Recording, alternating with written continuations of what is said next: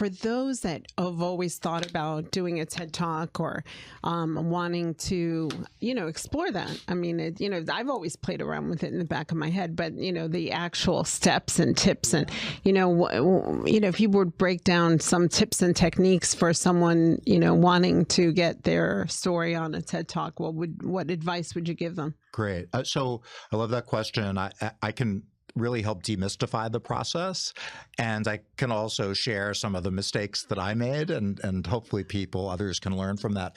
So there are so many TEDs and TEDx's around the world. If you have it in you that you want to do it, and that you want to do it for the right reasons, and we'll talk about that. Okay. There's a TED stage that's waiting for you, and the right reason is because you want to affect change. You want to move one person. If you know that you can move one person, and to not move that one person and help change the trajectory of that person's life by sharing your speech and your idea, then you've got a TED Talk, and it's a disservice not to do it. The fact is that you will impact far more than that by doing it. But if there's just one person that you think for whom you can make their life better by sharing that story, then do that. If you want to do it for fame or glory, or because your parents told you you're a great speaker, or you look good on against a red background,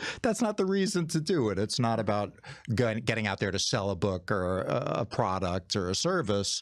It's really a mission-driven calling that you have to share some insight that could change the world, one person at a time. So I love that. Yeah. That's so powerful. Yeah. I never thought about it that way, but Yeah. You're right. That does make the best